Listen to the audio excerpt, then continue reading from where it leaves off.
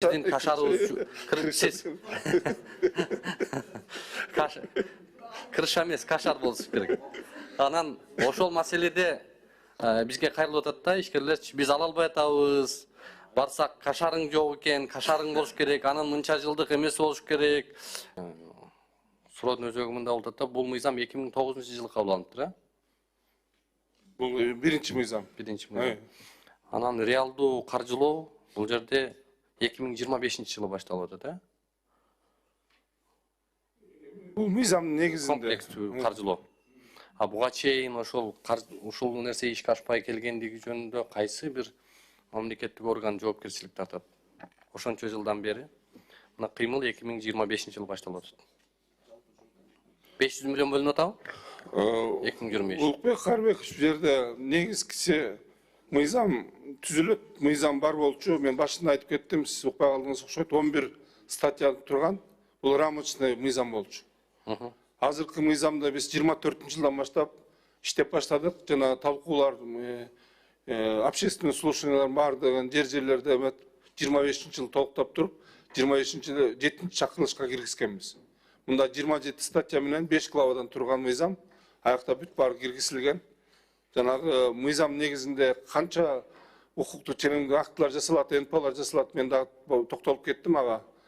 Мыйзам жасалгандан кийин түшүндүм. Кыскача азыр суроолор. Мыйзамда акча менен акча Түшүндүм. сарпталыш керек деген жок бу жерде. Мыйзамдын негизинде иш болуш керек болчу. Өкмөт тарабынан мурда берилген эмес. Мыйзам азыр мыйзамга карата азыркы учурда өкмөт тарабынан айыл чарбасына жакшы көз караш болгондуктан азыркы учурда акча каражаттар каралып атат. Түшүнүктүү. Бүгүнкү күндө асылдаштыруу ишин башкаруу боюнча ыйгарым укуктуу орган кайсы? Айыл чарба суу ресурстар, айыл чарба жана кайра иштетүү министрлигинин астында. Аткарылбашы тууралуу жоопкерчилик кимде болот? Аткарылбаш тууралуу ошол эме кызмат бар, ошол кызмат жооп берет, уполномоченный орган. Бул бүгүнкү күндө ошол асылдаштыруу иши боюнчачы улуттук бир концепция кабыл алынганбы? Стратегия иштеп чыкканбыз. Ооба. Асылдандыруу боюнча малды айыл чарба малын асылдандыруу эмес, асылдандыруу боюнча ошону иштеп чыкканбыз. Ушул мыйзам чыккандан кийин ошол дагы алдыга жылат. Так биз асыл тукум мал чарбасынын стратегиясын иштеп чыкканбыз. Канча жолу жаңыланып, канча жолу өзгөрдү ошол? Бул 2009-жылы жасалган мыйзам биринчи жолу жаңыланып атат. 50ден ашык пайызы кошумча сунуштар, өзгөрүүлөр болгондуктан сиз как депутат катары билесиз, 50%дан ашып кетсе мыйзам жаңы мыйзам деп айтылат. Кайсы жылга чейин жаңыланды? Жок, азыр мына жаңыланбайт, бүттү мына концепциясы биринчи 7-чи чакырылышта.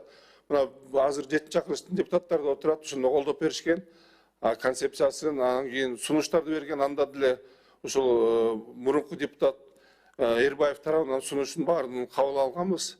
Азыр болсо экинчи окууга алып келип атабыз. Силер колдоп берсеңиздер, сиздер аграрный комитет эмесиңер, бирок заседанияда колдоп берсеңиздер, жогорку кеңештин жыйынында бул мыйзам менен иштей баштайбыз. Мага так жооп берсеңиз, 2009-жылы ушул мыйзам кабыл алыныптыр. Ошондон бери, мына бүгүн 26-жыл.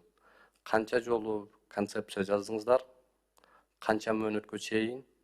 Бүгүнкү күндө акыркысын толук бекителек болуп атабызбы?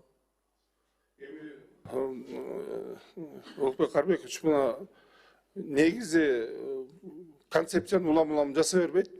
Бир эле стратегия жасалган. Буга чейин өзүнүн стратегиясы болгон. Ошонун негизинде мыйзам иштеп аткан, мыйзам деле баягы рамочный болгондо мына кээ бир нерселерди иштей алган эмес. Мисалы жасалма жол менен уруктандыруу дегенди жасай алган эмес. Ошонун ичинде мыйзамдын ичинде жанагы ар түрдүү племенной иштер боюнча геномдук, ДНК направление боюнча жок болчу, ошолордун баарын жаңы киргизип атабыз. Азыр болсо ушул стратегия иштелип чыккан ушул мыйзамдын негизинде стратегияны алдыга жылдырабыз. Максат кандай? Экспортко бүгүнкү күндө чыга алабызбы? азыр деле экспортко чыгып атабыз, максатыбыз ошо асыл тукум мал чарбасын жакшыртуу. Эң негизги. Мына 185 мал чарбасы, асыл тукум мал чарбасы бар. Ишканасы бар. Ошонун канчасы бүгүн мыйзамга, эл аралык нормага, ошондой эле экспортко шайкеш келип атат. Бул жерде Укбек Карбекович, мына эл аралык норма деген жок. Биздин өзүбүздүн нормалар бар. Ошону нормадан өткөндүгү үчүн 185 чарба деп биз аларга статус бергенбиз. Алардын азыркы только иштөө жагын карап атабыз да, эгерде алар негизги алардын жоболорунда дагы жаңы плен продажа өзлөрүнөн өндүргөн баягы породаларды башкаларга сатыш керек, башкаларга жардамдашыш керек. Ошондой иш жасабагандарды биз алардын лицензиясынан лишать этебиз дагы, жаңы чарбаларды киргизебиз. Канчасына ошол 185 чарбага лицензиясы жөнүндө вопрос каралды, анан канча жолу контролдук иш алып бардыңыздар, кайсы орган тарабынан текшердиңиздер, ошо текшерүүдүн жыйынтыктары бар? Бул боюнча биз ошол текшерүүлөрдү жүргүзөбүз, Айыл чарба министрлиги тарабынан текшерүүлөр жүргүзөт. Биз азыр мониторинг жасап чыктык. Ошо мониторинг негизинде канча чарбанын лицензиясын лишать этебиз, канча чарбага жаңы статус беребиз, мына жакында качан киргизебиз? Бир жума сизге кат түрүндө деле берип колдук. Анткени биз токтом даярдап атабыз ага. Түшүнүктүү. Дагы бир маселе, эми бүгүнкү күндө орто жана чакан бул тармактагы айыл чарбасы менен алектенген биздин ишкерлер дээрлик сиздердин каражатка алы дагы, колу дагы, үнү да жетпейт да. Ушул нерсени жеңилдетүү үчүн банктык талаптар, бюрократиялык кагаздар, жанагындай бир жөнөкөйлөштүрсө болбойбу ушул нерселердичи? Мисалы азыр ошол 185 мына 500 миллион каражат бөлүнүп атат. 3% менен, мыйзамдагы маалыматты айтып атам мен. Асыл тукумду айтып атам. Анан ушул каражаттар жөнөкөй, орто, анан кичи ушул тармакта жүргөн ишкерлерге жеткенге кандай жол, кандай механизмдерди кылса болот? Жеңилдетсе болобу? Механизмди жеңилдетип анда совсем эле бесплатно берип коюш керек да. Ушундай жеңилдетилген кредит боло элек азыр. Залог маселеси эмеде тиги банктардын эмес экен да, бирок биз жобонун баарын жазып бергенде абдан жеңил деп жеңилдетип берип атабыз. Эгерде дыйкандардын көбү өзлөрү алыш үчүн баягы электрондук очередке туруш керек болуп атат деп атабыз. Алардын баардыгы ошол кээ бир дыйкандар мына мисалы көбү мына билгендер алышат, алып атышат. Ошондой кылып эле эгерде сизге ала албай атам деген дыйкандар болсо бериңиз, келишсин бизге. Биз аларга жардамдашалы. Эмне себептен ала албай атыптыр? Кайсы жагынан туура эмес экен, ошону биз колдоп. Мисалы үчүн кашар болуш керек экен. Андай жок. Бүгүн сразу айтып коеюн. Азыр эки баштуу кишилер крыша болбосо боло албайт эч ким. Жок, кашар болуш керек экен. Анан биздин кашарыбыз крыша эмес, кашар болуш керек. Анан ошол маселеде бизге кайрылып атат да, ишкерлер биз ала албай атабыз. Барсак кашарың жок экен, кашарың болуш керек, анан мынча жылдык эмес болуш керек, мынча жериң болуш керек, мындай талаптар өтө чоң. Анан ал каражатты биз жөнөкөй баягы айтып атпаймынбы, бир кичинекей ишкер ал каражатты ала албайчудай эле акыбал экен да. Кашары жок болсо, жери жок болсо, алып өлтүрүп салат да. Жок, мисалы частный секторлар, мисалы частный секторга бирди дагы экини да алганга биз уруксат бергенбиз даже.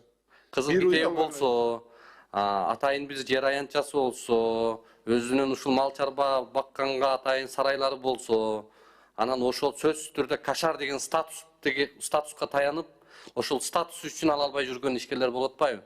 Ушул статустан сырткары частный секторлорго дагы ушул ишти жөнөкөйлөтсө болобу? Частный сектор алат, өзүнүн коросу болсо, бир-эки уйду алса, биз даже бир уй алганга уруксат бергенбиз. Бир породистый уйду алганга уруксат бергенбиз. А жанагындай кашар алам дегендер 300 же 500 же 100 алам дегендер, конечно, кашар болуш керек. Анын площадь жери болуш керек. Анан кийин башка бирөөдөн сатып алса, анда алган кредитин төлөй албай калат да. Мисалын айткандачы, мына логистика ойлонгондо делечи. Ошондуктан ошого Азыр мага ошол ишкерлер келип айтып атат, бизде жер бар, бирок частный сектор болгон үчүн ала албай атабыз. Биз бүгүн ошол чет өлкөдөн этке деп алып келип, анан бул жака өндүрүш кылып, сатып, ушундай кылып кыймылдатып атабыз.